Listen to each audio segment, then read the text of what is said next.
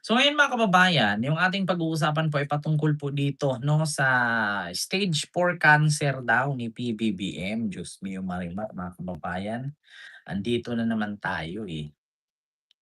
Gusto ko lang pong i-clarify, mga kababayan, kung talaga pong si PBBM ay may stage 4 cancer 'no. Naku, kasi yan po ay pinakalat ngayon mga kababayan nitong mga DDS, lalong-lalo na yung mga active diyan na mga bayaran na mga kasama ni Guanzon, Kati Binag, si Bugris, si Sas Rugandos, sino pa, si Harry Roque, Maharlika, sino pa? Yung mga nag-post diyan si G. Sonsa, itong si Bingot, 'di ba? Itong si Labanat Bay. Yan yung mga nagpo-post mga kababayan na may stage 4 cancer na daw si PBBM at malapit na daw or nangangamoy St. Peter. Mga kababayan, gusto ko pong i-clarify sa inyo, ang stage 4 cancer po ay matatawag po natin na sa acute stage na po 'yan, 'no? So ibig sabihin ng acute stage, may taning na ang buhay, 'no? Kapag may taning na ang buhay, kapag may cancer, ano po una ninyong mapapansin sa taong may cancer, mga kababayan? 'Di ba? Ngayon parang mukhang may ditiis daw na bumaliktad, hayaan niyo na po 'yan mga kababayan. At kay Ma'am Ashley hayaan mo na 'yan ma'am. Oo, baka nagising na. Mm. So, ngayon mga kababayan, eto tanungin ko kayo, ano po bang palatandaan ng tao na may stage 4 cancer? Isa diyan, unang-una nakahilatay, pangalawa kalbo, 'no? Kalbo, walang buhok. 'Pag stage 4 mga kababayan, kalbo na. 'Pag stage 4 nakahiga na 'yan, 'no. Ako, gusto kong i-explain sa inyo mga kababayan, meron po kasi akong, kasamahan dati, sa isang community, asawa ni, Ma'am Nora Bitalak, si Sir Starriap, kakamatay lang 'no, sa cancer 'no, nung nakaraang 1 week ago 'no, 1 week ago, kakalibing lang.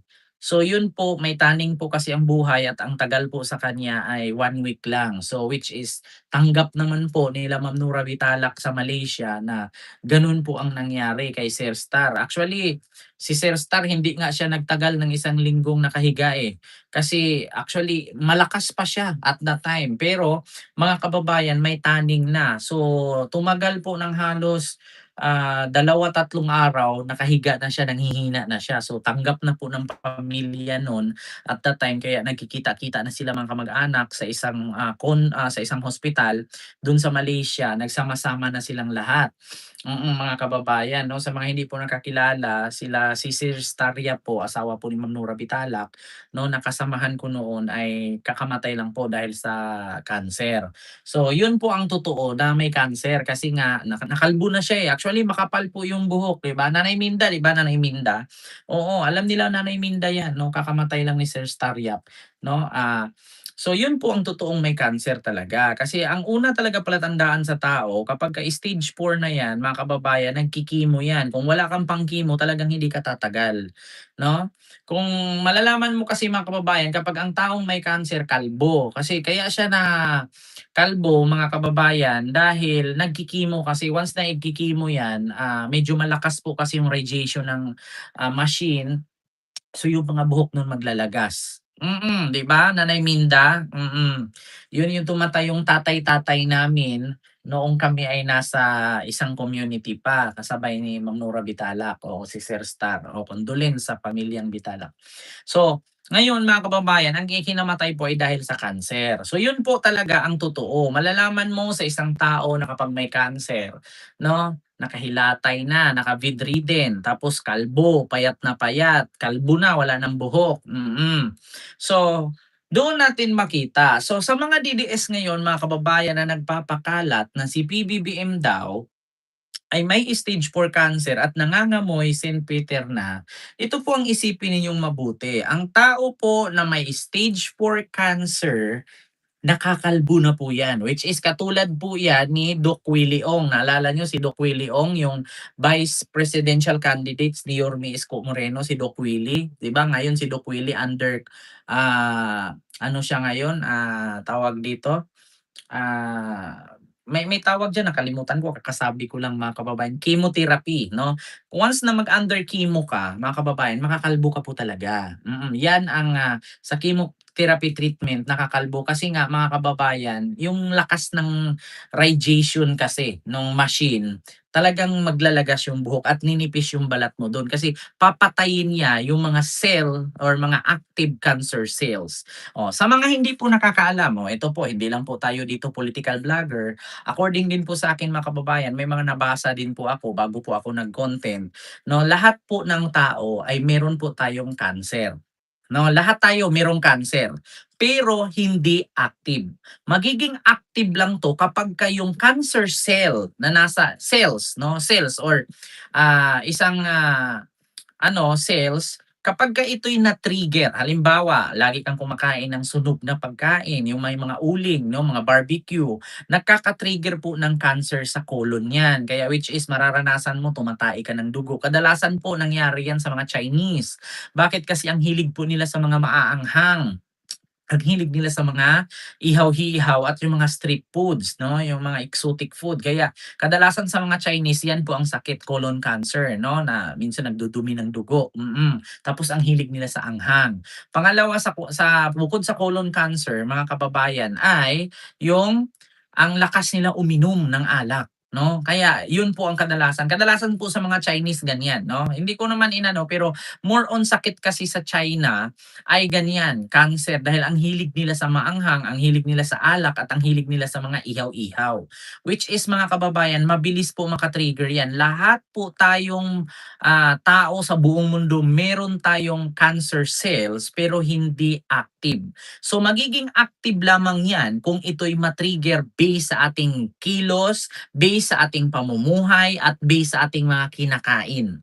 So kapag ito po'y na-trigger, mabubuhay 'yan at lalala, 'no? Katulad lang ng ubo. Kung ang ubo mo ay 1 linggo na, 2 linggo na, hindi na normal 'yan. 'Pag tinagal mo 'yan, magiging TB 'yan or tuberculosis, 'no?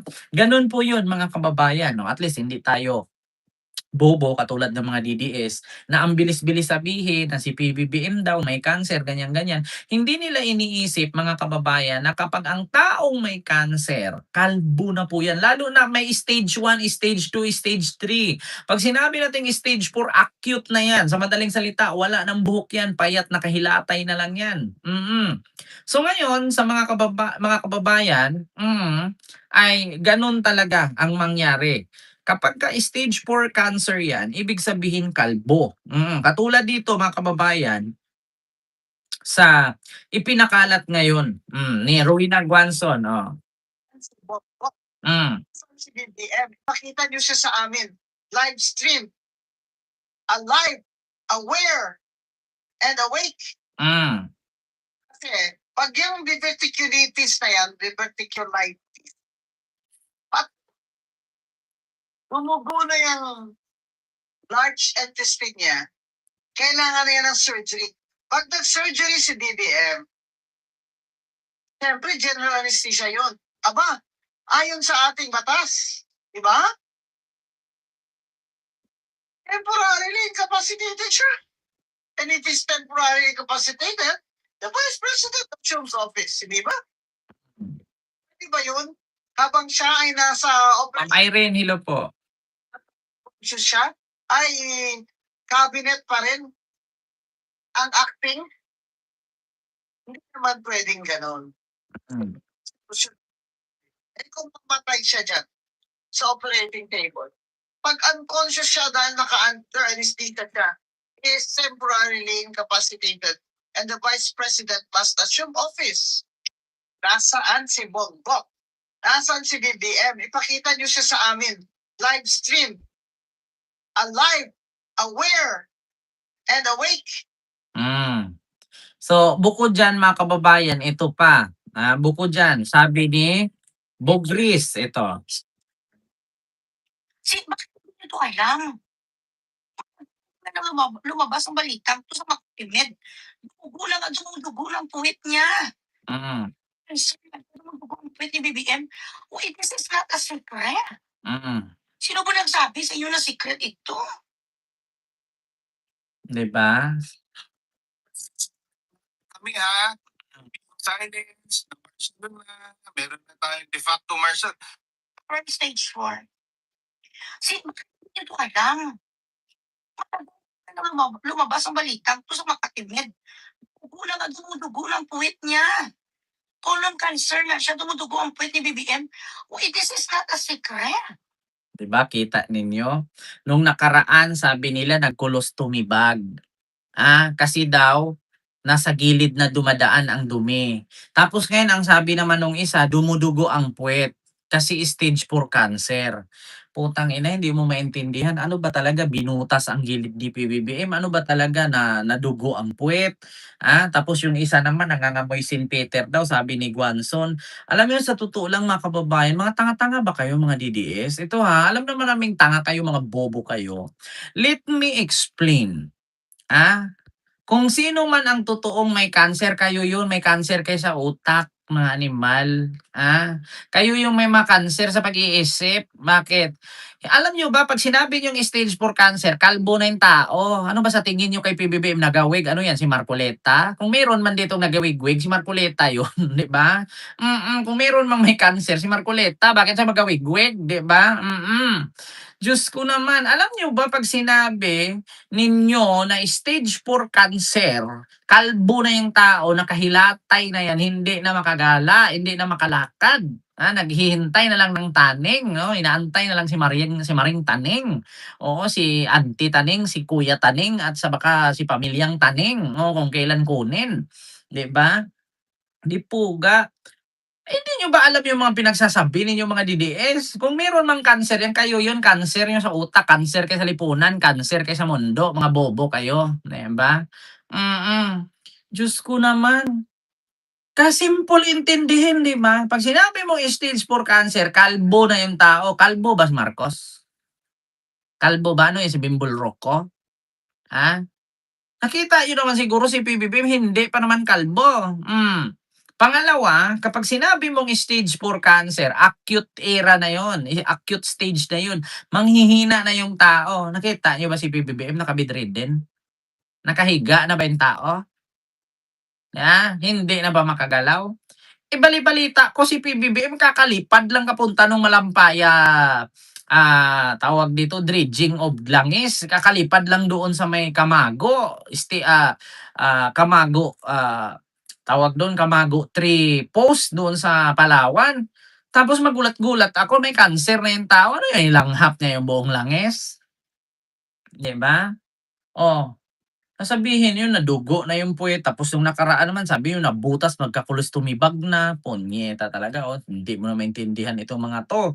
Oo, ulitin ko kapag ka may cancer, kalbo, kapag ka may cancer tapos stage 4 nakahiga na yan, hindi na puwedeng lumabas. Yun lang, napaka-simple. So kung nakita ninyo si Marcos gumala, nakita niyo si Marcos na naglalakad, nakita niyo si Marcos na umattend sa mga inauguration, ibig sabihin walang cancer, gano'n 'yun kasimple, Malaman niyo naman yung presidente kung may cancer, magdeklara naman 'yan. Diyos ko naman. Mm. Gano'n lang kasimple, Sino ba nagsabi sa inyo na secret ito? Sino daw nagsabi na secret ito? Guys, meron akong balitang nasagap, napanood ko lang 'to kay Eloy Burgis, sa inyo yung video, na si ay may stage 4 cancer. Mga Pilipina na nurse sa ibang bansa, na may sakit daw si BBM at malapit na daw matiki. Yun sabi ni ano. Nakita ko naman, ano naman, hindi naman na nalulungkot yung mga tao doon sa comment. Nakita ko naman yung mga nagsasaya at tuwan-tuwa. Marami siyang matili si ano. Siguro, 'Di ba? Kita ninyo? Sasabihin ninyo si PBBM may cancer, tapos sino ang source ninyo? Si Eloy Bugris. Kita niyo yung mga DDS? Mga pisting yawa talaga kayo. Magbabalita nga kayo, magko-content nga kayo, tapos yung source ninyo isa ding sinungaling na content creator na scammer. 'Di ba? Alam niyo sa totoo lang kayo mga DDS kaya kayo nakakasuhan, mga animal kayo, Kaya kayo nadidimanda, mga hayop kayo, eh. Gagawa kayo ng content tapos ang gagawin ninyong source yung kapwa ninyo DDS na fake news. Oh, tapos 'pag ipatawag kayo ngayon sa NBI, ipatawag kayo sa CIDG, ipatawag kayo sa DOJ, ang sasabihin ninyo, galing ito kay Bogres, galing ito kay Sonsa, galing ito kay Siles. Naglalaglagan kay mga animal kayo, 'di ba? Oo. Diyos ko naman. Ito yung vlogger, mga kababayan, na nagsabi sa akin na paldong-paldo daw ako sa maleta, ba't ako nakabili ng sports car? Eh, ikaw nga, katagal-tagal mo OFW, hindi ka pa rin nakabili ng damit mo eh. Animal ka, yung damit mo butas-butas na dyan. Chef-chef ka pang nalalaman. 'Di ba? Diyos ko naman, mga kababayan, kita nyo yan, magko-content kayo, re-reactionan ninyo. Tapos, ang nire-reactionan ninyo, isang source na fake news, 'di ba? Ay Diyos ko, nakakahiya kayo, mga animal. Oh, nakita daw niya kay Bogres, oh, ito. Guys, balik ko na sa agad. Napanood ko lang to kay Eloy Burgis. Oh, 'di ba, kita mo balitang nasagap. Bakit si Bogres? Kailan ba si Bogres naging newscaster? Tangina. Balita ako nasagap, nakita ko lang ito kay Eloy Bogres. Hindi balita 'yon, tanga, tsismis 'yon. Bobo, Hindi reporter si Bogres at higit sa lahat ang channel niya ay hindi news network, ang channel niya ay Marites, oo. Wag mong sabihing may balita kang nasagap, tangina mo. Guys, napanood ko lang to kay Eloy Burgis. Papakita ko rin sa inyo yung video. Putang ina, balita daw nasagap tapos kaninong balita? Kay Eloy Bogres, isa namang isang puhunan poke, 'di ba? Isang puhunang butas ng puwet para magkajowa ng kano at tumira sa Dubai, tragis na 'yan. Tapos, saan? Mga kababayan, mang-scam ng kapwa Pilipino. Kaya mga kababayan, ngayon naglabas po ng official statement, 'no, ang PCO or ang Malacanang, mga kababayan. Ito po, ipakita ko sa inyo, naku, ito kabahan kayo dito, ha. Kaya yung mga DDS na nag-post, nag-share, good luck sa kaso ninyo. Na ito po, basahin ko lang mula kay Dave Gomez ng PCO. To every Filipino on social media, stop and think before you post or hit share. In these difficult times, sharing and verified posts can cause public harm. So always verified information through official government channel before you spread it. Kita ninyo? Tapos ito, isang vlogger na nasagap daw balita mula kay Eloy Bogres, potang ina. Official news channel ba yung animal na yan?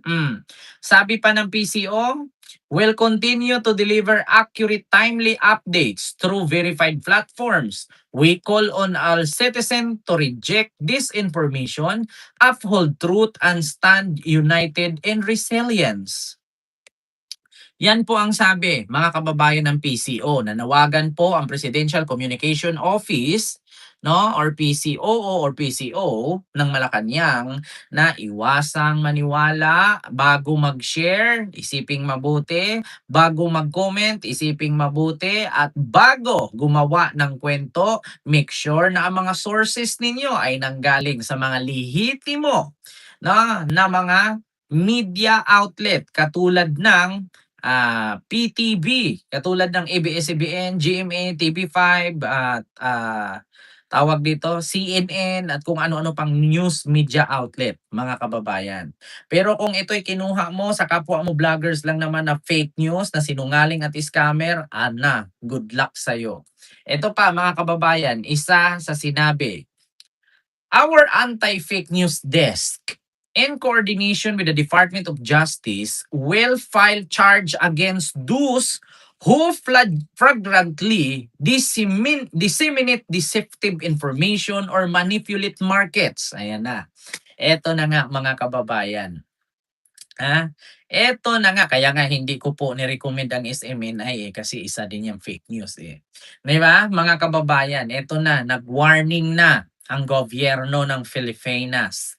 Our anti-fake news desk in coordination with the Department of Justice, will file charges against those who fraudulently disseminate deceptive information, manipulate markets. We are intensifying monitoring of social media and information ecosystems to detect and counter deliberate disinformation campaigns. This effort is conducted in all close collaborations of our partners in the Auckland Contra Fake News initiatives of the Presidential Communications Office. The government remains stays faith in this ensuring transparent, according and the timely communication and the energy developments of our ultimate obligations is to safeguard the stability of the energy supply, protect consumers, and uphold democratic processes. We are citizens, media partners, and stakeholders to rely on the officials' briefings and verified information. Let us work together to prevent the manipulations of critical energy information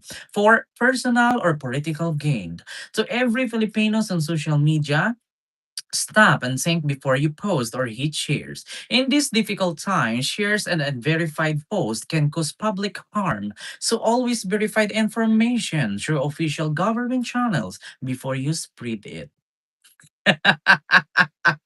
So, narinig niyo mga kababayan, nagbanta na po ang gobyerno ng Pilipinas, our anti-fake news desk, in the coordinations with the Department of Justice will file charge against those who flagrantly disseminate deceptive informations and manipulate remarks. 'Di ba? Or markets. Oh, 'di ba kita niyo mga kababayan?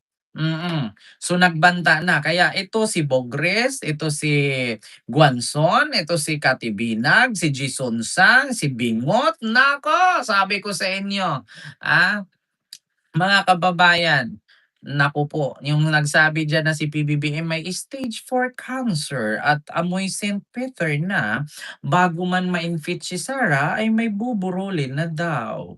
Naku po, naku ito na ang sinasabi ko mga kababayan, patay kayo diyaan. Ano yung accent mo? Ang accent ko po ay ano po, hindi po siya British. Ang accent ko po ay Peppa Pig. So ngayon mga kababayan, isa yan sa mga sinasabi ko na sabi nga dito, our anti-fake news desk and coordinations with the Department of Justice will file charge against those who flagrantly disseminate deceptive informations or manipulate remarks. Mm, ay pwedeng makasuhan po mga kababayan. Naku, patay po kayo dyan. Ah,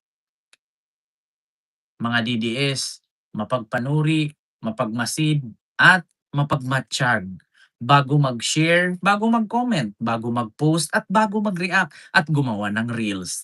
Hindi lang kita ang isipin ninyo, pati din ang kapakanan ninyo. Kasi in the end of the day, ang pagsisisi ay nasa huli, hindi na uuna. Ano ka, Indiano?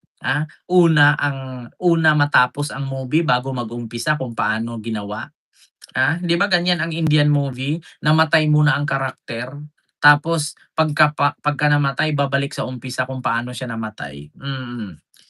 Indiano lang nahuhuli ang pagsisisi mga kababayan, Indiano lang ang nauuna ang pagsisisi bago nagsisi. Pero sa Pilipinas, naku isipin niyong mabuti, nasa huli ang pagsisisi hindi nauuna. Kaya iwasan niyo 'yan mga kababayan, 'di ba Nanay Minda? Iwasan niyo 'yan. Kasi alam niyo kung bakit? Kapag kayo nakasuhan, naku maubos yung kita niyo sa reels. Ah, naku mga kababayan, kawawa si PBBM ginawa ng ano, pinagtatawanan. Alam niyo sa totoo lang, ulitin ko, mga kababayan. Sa mga DDS na nanonood sa akin ngayon, kung ayaw niyong respetuhin si Marcos bilang si Marcos, deserve niyo 'yan, karapatan niyo 'yan kasi this is a free country, we can do what we ever want to do. 'Di karapatan niyo 'yan magsalita, karapatan niyo mag-react kasi meron tayong tinatawag na freedom of expression or freedom of speech. Meron po tayong Republic Act niyan. So may karapatan tayong maghayag, maglabas ng opinyon at saloobin. So ngayon mga kababayan, isa lang ang masasabi ko, darating ang panahon, ingatang mabuti ang bawat i-post, bawat sabihin. Kasi kapag kayo'y nakasuhan, mabigat. Alam niyo ba, ang fake news sa Pilipinas or mga cybercrime offense, yung mga offenses, yung mga pagkakamali, krimen. Mga kababayan, krimen po. Criminal case po ang cyber libel, yung mga fake news, gano'n. Nakakakulong po yun mga kababayan. Huwag po nating ihalin tulad na ang cyber libel sa Amerika ay gawaing marites lang, walang kaso, 'di ka nakukulong. Sa Pilipinas kasi mga kababayan, nakakakulong po yun. Kaya mag-ingat-ingat po kayo mga DDS. Tapos baka mag-react na naman si Pulong dito. Kapag nagsalita ka against sa presidente, kakasuhan ka ng inciting to sedition. Ganyan ang sasabihin nila mga kababayan. Okay lang naman magsalita ka, sabihin mo si PBBM pangit, ngiwi, adik, bangag, karapatan mo 'yan. Pero 'pag sinabi mo na mamamatay 'yan o papatayin 'yan, ganyan, putang inang 'yan, saksakin ko 'yan, iba na 'yun, 'di ba? Iba na 'yun.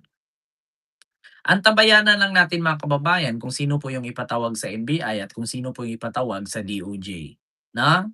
Antay-antay na lang po tayo kasi mga kababayan marami pong mga nagpo-post niyan, iwasan niyong mabuti, share kayo ngayon pagdating ng consequences ng ginagawa ninyo, pagdating ng, in the end of the day diyan, yung resulta ng ginagawa ninyong pag-fake news, hindi kayo tutulungan ng mga Duterte. Maniwala kayo sa'kin mga kababayan.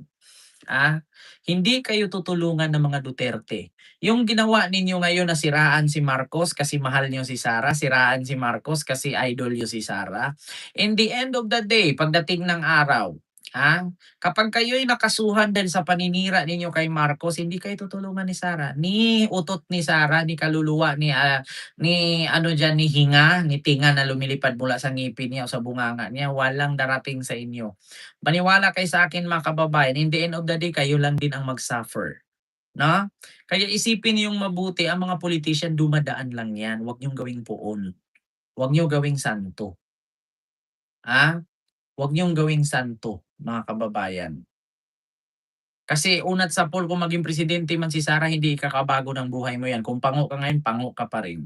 Kung maging presidente si Sara hindi po 'yan ikakayaman ng buhay mo kasi kung mahirap ka ngayon, mahirap ka pa rin 'pag naging presidente siya. 'Di ba?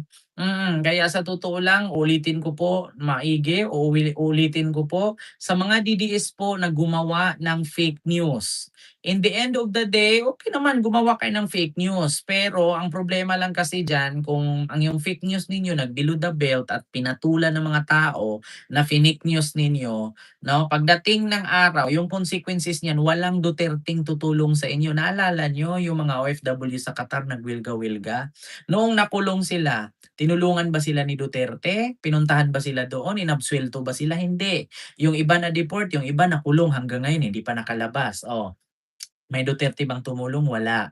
Bakit? Paano ba naman makatulong si Digong, nakakulong din, 'di ba mga syunga, 'di ba? Oo, totoo 'yan, Youthman. Totoo 'yan, Pulong Youthman. Yung aking sinasabi na 'yan, warning 'yan, 'no? Puwede ka namang mag-content, puwede ka namang mag-vlog, puwede ka namang mag-reaksyon, pero make sure na yung nireaksyonan mo ay may sources ka na lehitimo. Hindi yung katulad nito, i-source daw niya. Okay, so meron akong balitang masagap, napanood ko lang 'to kay Eloy Burgis, ipapakita ko rin sa inyo yung video, na si BBM daw ay may stage 4 cancer. Hmm. Ay, sinabi daw na 'Di ba kita mo nagkabulol-bulol, sinabi daw, stage 4 cancer. Tignan mo kinakain mo pa yung letrang S tapos tsismoso ka, animal ka. Mm. Kumakain ka ng letrang S tapos mali-mali pa yung sinasabi mo, mali na nga yung pagbigkas mo sa letter S. Chinachabi, 'di ba? Oo, kumakain, dumudugo ang puwet, dumadugo, may stage 4 cancer. 'Di ba? Tigil-tigilan niyo 'yan mga kababayan kasi 'pag in the end of the day, ulitin ko sa inyo, yung consequences ng pinagagawa ninyo, yung resulta, kayo din ang magsisi niyan, kayo din ang mag-sacrifice niyan, kayo din ang papasan niyan. Kasi bakit? Kayo ang gumawa, Alangan naman kayo yung nag-fake news, ako yung nagproblema. Alangan naman kayo yung gumawa ng pagkakamali, ako yung nagsa-suffer. Ano yun, nag-reincarnate ka sa akin? Ano yun, mangkukulam lang na may hawak manika, 'pag tinusok ng karayom yung manika nasasaktan din yung tao? Walang gano'n. Kung ano yung ginawa mong pagkakamali, ikaw lang din ang magbayad nun in the end of the day, 'di ba? So yun lang po, mga kababayan, yung ating reaksyones 'no, sa mga oras na ito 'no, patungkol diyaan sa fake news na 'yan. Diyos ko, gumawa pa ng mga kung ano-anong kaek-ekan itong mga animal na DDS, Ay Diyos ko, tigil-tigilan niyo 'yan. Oo, hindi maganda 'yan. Si Eloy Bugris nagawa ng fake news, si Rowena Guanzon, si Cathy Binag, 'di ba? Kita niyo na si PBBM daw may stage 4 cancer, 'di ba? Surgery cell po 'no, hindi po. Ganito talaga yung mata ko, Lalo na may ininom kasi ako ng gamot kasi na allergy ako. Oo, maraming nangangagat sa aking lamok pero wala namang lamok. 'Di ba nag-inom kasi ako ng gamot, pero hindi ako inaantok, yung mata ko lang gumaganon. So yun lang mga kababayan, maraming maraming salamat po Nanay Minda at kay Ma'am Silva Glory at sa inyong lahat po diyan 'no, hindi ko man po kayo maisa-isa 'no, maraming maraming salamat and yun lang. 'No, yung ating, reaksyon sa mga oras na ito at gusto ko lang pong i-clarify, wala pong katotohanan at hindi po totoo na si PBBM ay may stage 4 cancer. Bakit? Ang taong may stage 4 cancer naka-chemotherapy, kalbo at nakahiga na lang. 'No, si PBBM po ay active, gumagalaw, nagagala na nag-iikot sa buong Pilipinas, 'no, at nakikita naman po natin kada balita. So, yun lang po mga kababayan, maraming salamat.